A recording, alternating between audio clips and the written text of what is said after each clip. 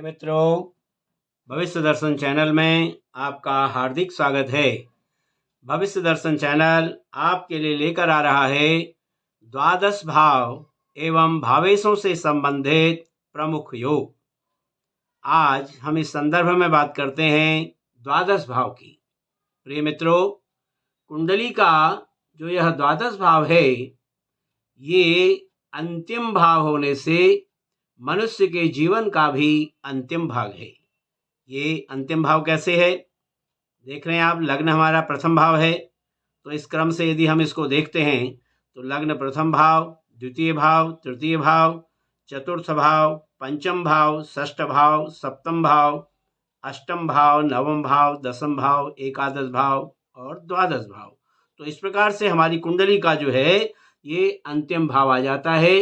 इसी प्रकार काल पुरुष का भी जो है ये मनुष्य के जीवन का अंतिम भाग है।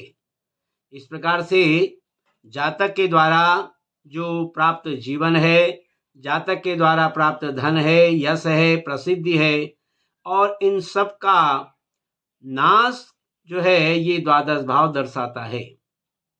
इसे सामान्यतया हम व्यय भाव भी कहते हैं। यह एक त्रिक भाव है। त्रिक भाव में आपने पढ़ा होगा पहले, षष्ठ भाव, अष्टम भाव और द्वादश भाव, ये हमारे तीनों त्रिक भाव कहलाते हैं। तो इन तीनों में से द्वादश भाव भी जो है हमारा एक त्रिक भाव है। इसके स्वामी को जो है वो त्रिकेश का दोष लगता है, यानी कि द्वादश भाव का जो भावेश होगा वो इसको त्रिकेश का दोष लग जाता है। और इस प्रकार से, लेकिन यदि जो है अकेले द्वादश भाव का स्वामी होगा तो वो होने से भावेश जो है तटस्थ रहता है। द्वादशेश का जो है वो अन्य भाव में पढ़ना, यानी कि द्वादशेश यदि अन्य किसी भी भाव में पढ़ता है या अन्य भावेश का द्वादश भाव में पढ़ना जो है वो अपने भाव के फल का नाश करता है। इसी प्रकार से इसी आधार पर हम देखते हैं कि प्रत्येक भाव से जो है जो द्वादश भाव, यानी कि उसका पिछला भाव, जैसे ये द्वादश भाव है तो एकादश इसका पिछला भाव हो गया, उस भाव के लिए व्यय का भाव होता है, नाश का भाव होता है। इस भाव में क्या है कि अन्यत्व तथा विच्छेदात्मक गुण हैं, यानी कि संबंध विच्छेद करने के गुण इसके अंदर विद्यमान होते हैं।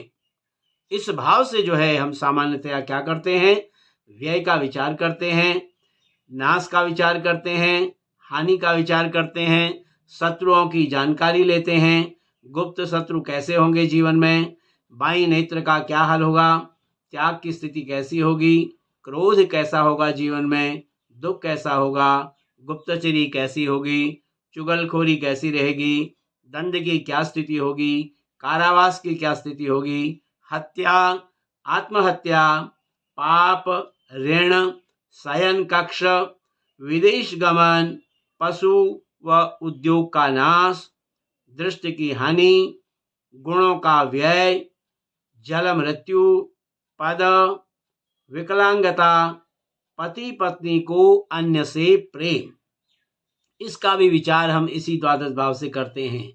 और इतर स्थानों से संबंध तथा मोक्ष का विचार भी इसी द्वादश भाव से किया जाता है।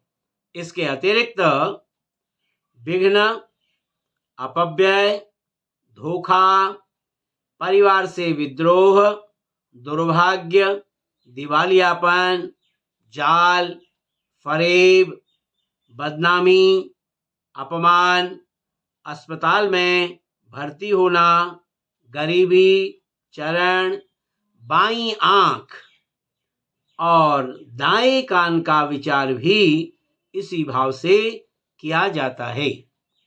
द्वादश भाव जो हमारा है, इस द्वादश भाव के जो कारक ग्रह हैं वो हैं शनिदेव।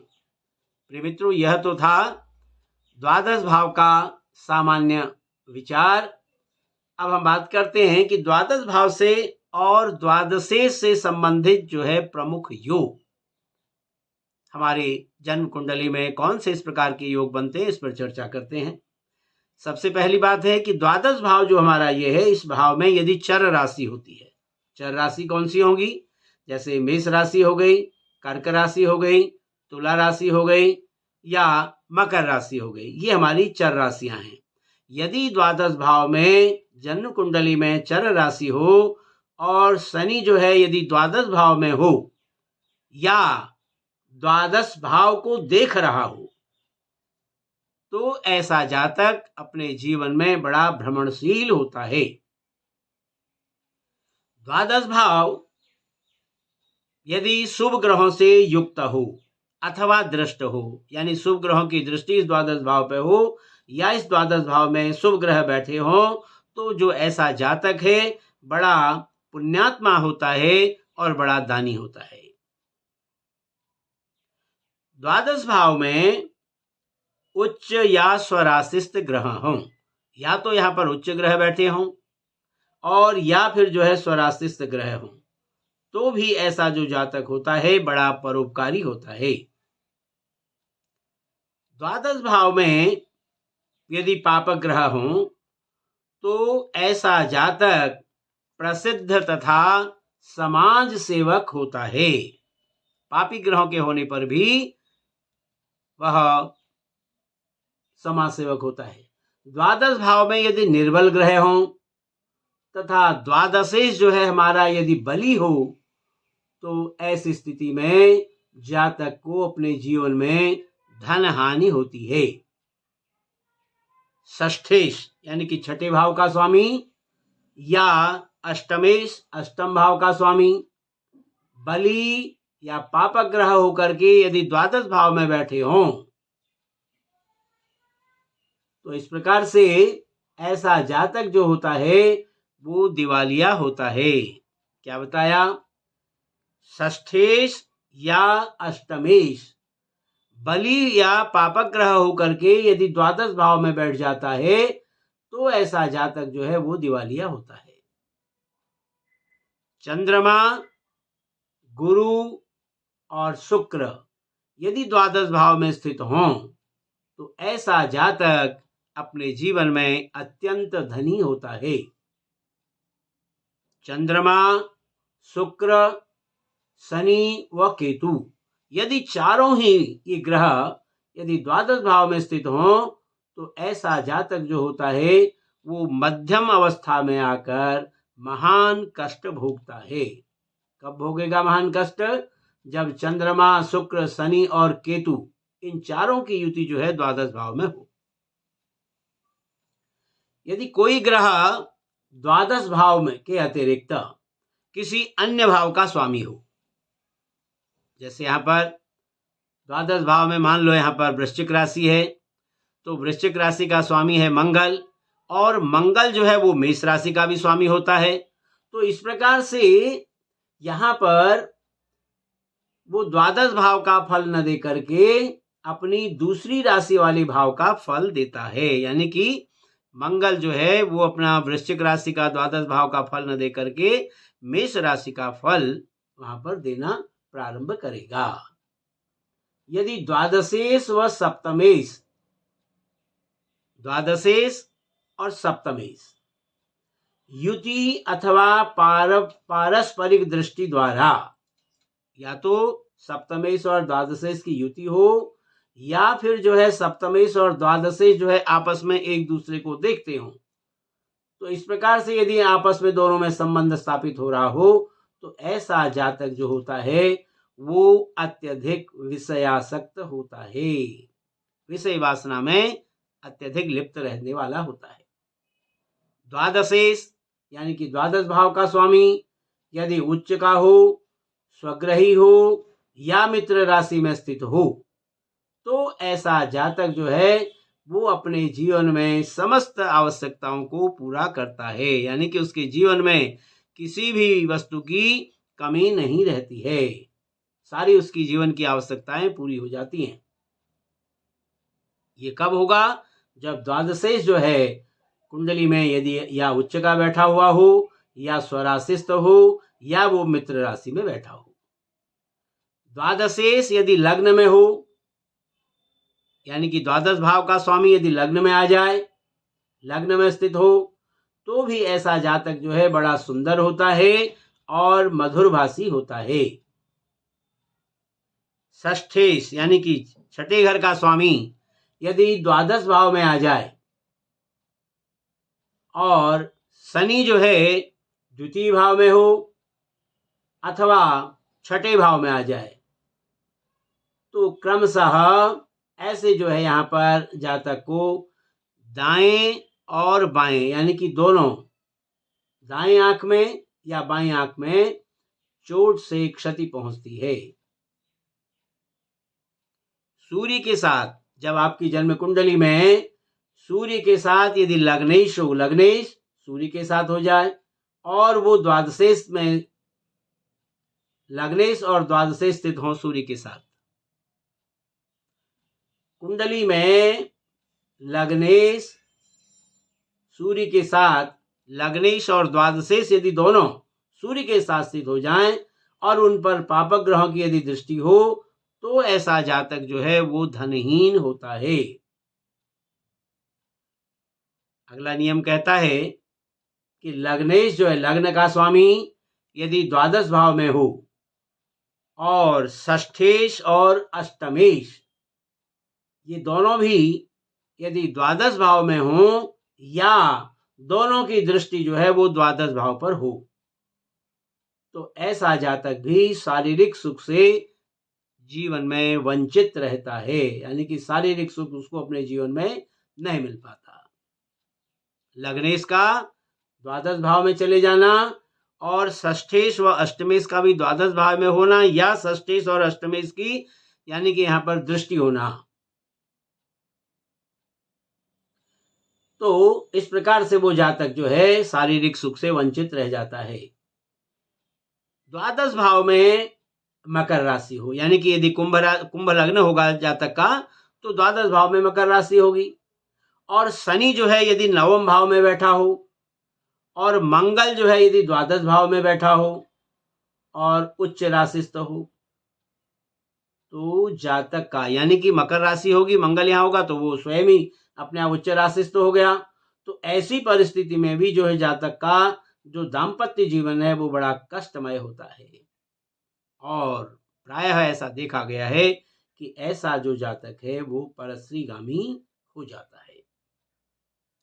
अगला नियम करता है कि उच्च राशिस्थ शुक्र यानी कि मीन राशि में यदि शुक्र जो है यहाँ पर द्वादश भाव में विद्यमान हो, शुक्र का उच्चस्थ होकर के यानी कि मीन राशि में होकर के द्वादश भाव में बैठना जातक को अतुल धन का स्वामी बनाता है, ऐश्वर्यवान बनाता है, विख्यात बनाता है तथा कला पारखी बनाता है।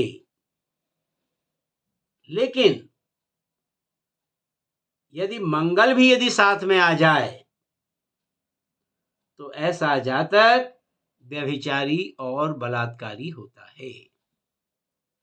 यानी कि मंगल के द्वादश भाव में शुक्र के साथ बैठने पर, उच्च के शुक्र के साथ बैठने पर मंगल के, तो जातक के अंदर जो है ये दुर्गुण भी दिखाई देते हैं, व्यभिचारी और बलात्कारी भी हो जाता है।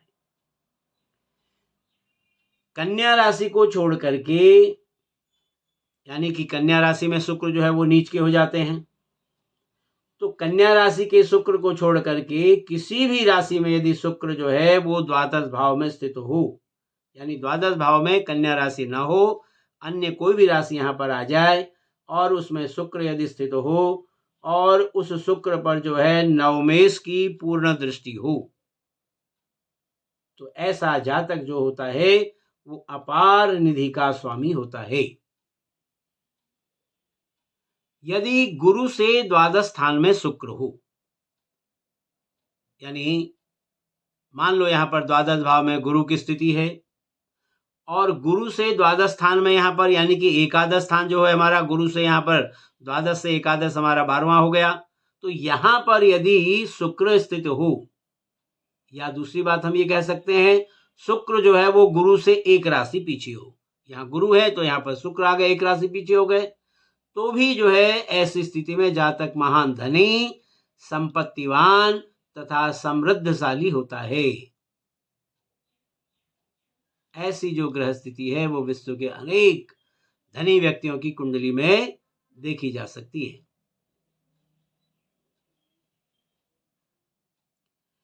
द्वादशेश जो है नवम भाव में हो, यानी कि द्वादश भाव का स्वामी यदि नवम भाव में आ जाए तो ऐसा जातक बड़ा धार्मिक और तीर्थाटन प्रिय होता है, क्योंकि हमारा नवम भाव जो है ये धर्म का भाव है।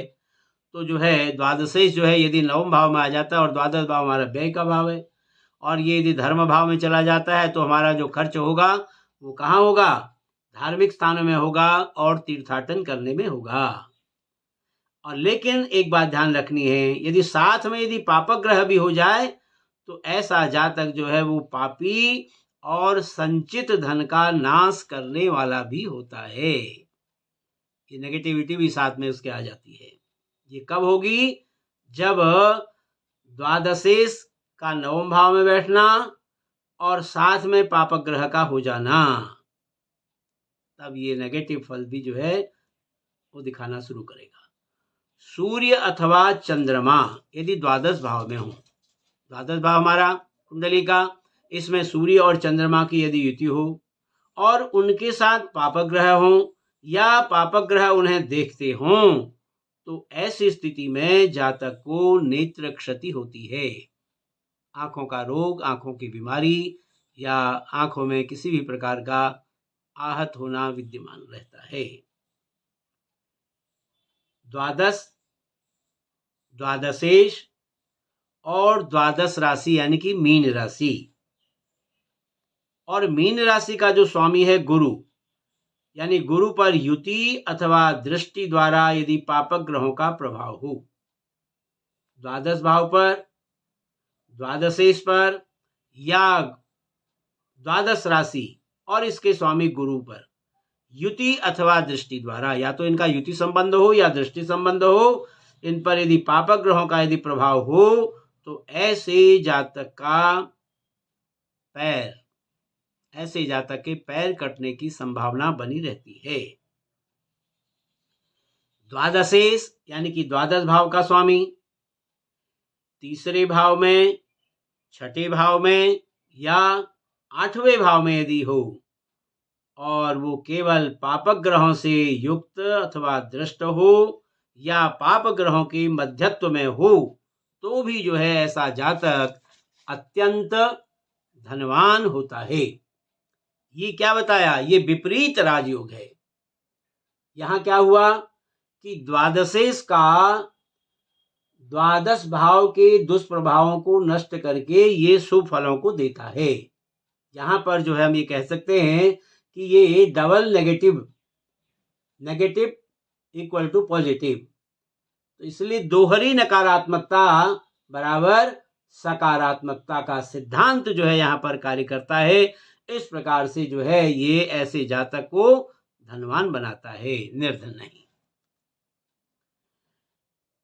स्त्री जातक की कुंडली में यदि कोई कुंडली यदि स्त्री जातक की हो तो उस कुंडली में यदि षष्ठेश, छठे भाव का स्वामी, एकादशेश, 11वें भाव का स्वामी तथा राहु का संबंध जो है यदि द्वादश भाव से हो या द्वादशेश से हो,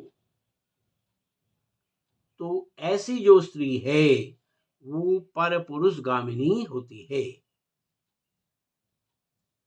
द्वादश भाव में राहु यदि पुरुष राशि में हो तो ऐसे जातक को नेत्र रोग होता है और उसके पैरों में चोट भी लगती है, और साथ ही ऐसा जातक व्यभिचारी भी होता है। ये कब होगा? जब द्वादश भाव में राहु जो है वो पुरुष राशि में होगा, तब उसको नेत्र रोग, पैरों में चोट और उसका जो चरित्र है वो व्यभिचारी होता है। द्वादश, तृतीय,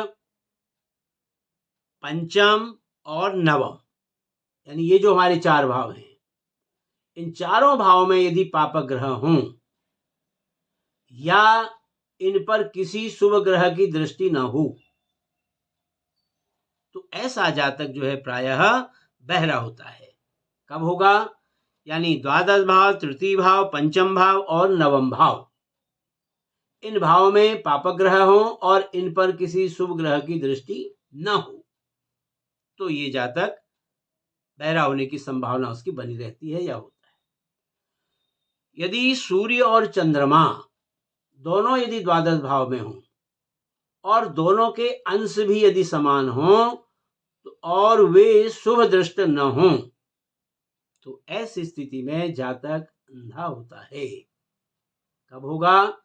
सूर्य और चंद्रमा का द्वादश भाव में विद्यमान होना और दोनों के अंशों का भी समान होना और शुभ ग्रहों के द्वारा वो दृष्ट न हो, तो हो जातक बहरा होता है,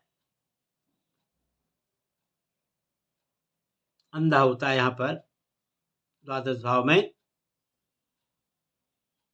सूर्य और चंद्रमा के द्वादश भाव में होने से, दोनों के अंश बराबर होने से और शुभ ग्रहों से दृष्ट न होने पर जातक जो है अंधा होता है।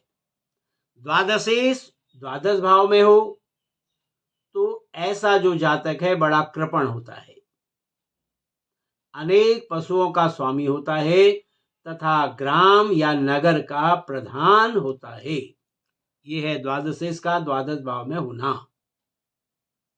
राहु यदि द्वादश भाव में हो और द्वादशेश जो है वो यदि अष्टम भाव में हो, राहु का द्वादश भाव में होना और द्वादशेश का अष्टम भाव में होना, ये निश्चित रूप से जातक को क्षीणांग करता है, यानी कि हीनांग करता है। किसी न किसी प्रकार से जो है जातक का अंग हानि होती है। छठे भाव में या 12वें भाव में सूर्य और चंद्रमा की युति हो, छठे भाव में या 12वें भाव में यदि सूर्य और चंद्रमा की युति हो तो ऐसे जातक का जो वैवाहिक जीवन है वो सुखी नहीं रहता। चंद्रमा मंगल या चंद्रमा गुरु की युति, चंद्रमा की मंगल के साथ या चंद्रमा की गुरु के साथ जो है युति यदि छठे, 8वें या 12वें भाव में हो तो भी ऐसा जातक अंधा होता है। सूर्य,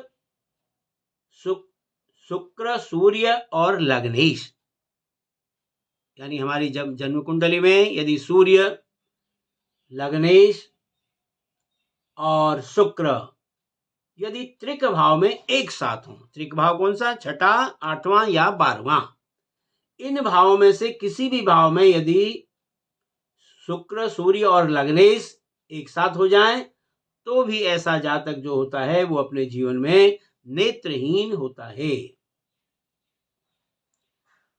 शुक्र जो है द्वादश भाव में यदि पापक ग्रह के साथ विद्यमान हो, यहाँ द्वादश भाव में मान लो शुक्र हो और उस शुक्र के साथ कोई पापक ग्रह भी बैठा हो तो ऐसी स्थिति में उस जातक के जो है नेत्र बड़े छोटे होते हैं। जिस जातक की कुंडली में शुक्र जो है द्वादश भाव में हो उसकी पत्नी बड़ी दीर्घायु होती है और शुक्र जो है द्वादशेश के साथ यदि द्वादश भाव में ही स्थित हो, यानी द्वादशेश जो है द्वादश भाव में हो और वहां पर शुक्र भी स्थित हो, तो ऐसा जो जातक है वो अपने जीवन में अत्यंत धनी तो होता ही है, साथ में उत्तम भोग विलास का उपभोग भी करता है, यानी कि सारी सांसारिक सुख जो है उस जातक को अपने जीवन में प्राप्त होते हैं। शुक्र का द्वादश भाव में स्थित होना और द्वादशेश के साथ स्थित होना और अन्य ग्रहों की भांति जो है शुक्र की जो स्थिति है द्वादश भाव में वो नेष्ट न हो करके उत्तम धन और भोग प्रदान करने वाली होती है। इसी आधार पर शुक्र की जो षष्ठ भाव की जो स्थिति है ये उत्तम फलदायक कही गई है, क्योंकि षष्ठ भाव में यदि शुक्र होगा तो शुक्र की पूर्ण दृष्टि जो है वो द्वादश भाव पर होती है, इसलिए द्वादश भाव पर शुक्र का होना या षष्ठ भाव से शुक्र का द्वादश भाव को पूर्ण दृष्टि से देखना ये कुंडली में उत्तम फलदायक माना गया है। अकेला शुक्र यदि द्वादश भाव में स्थित हो तो भी ऐसा जातक जो होता है वो अत्यंत धनी होता है। यदि शुक्र तीनों लग्न, 3 लग्न कौन से? ये हमारा जन्म लग्न हो गया। दूसरा यदि जो है जहाँ चंद्रमा बैठा है वो चंद्र लग्न हो गया, और जहाँ कुंडली में सूर्य बैठा है तो वो सूर्य लग्न हो गया। तो इस प्रकार से तीनों लग्नों से यदि शुक्र जो है द्वादशस्थ हो, सूर्य लग्न से भी, चंद्र लग्न से भी और जन्म लग्न से भी यदि शुक्र द्वादशस्थ होता है, 12वें भाव में होता है, तो ऐसा जो जातक है वो अतुल धन का स्वामी होता है, संपत्तिवान होता है और ऐश्वर्यवान होता है।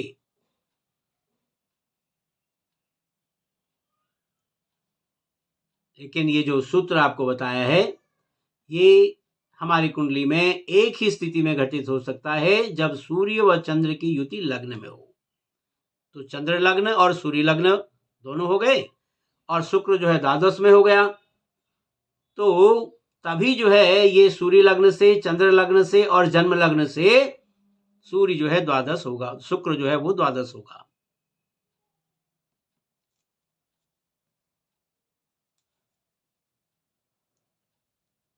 तो इस प्रकार से ये हमारा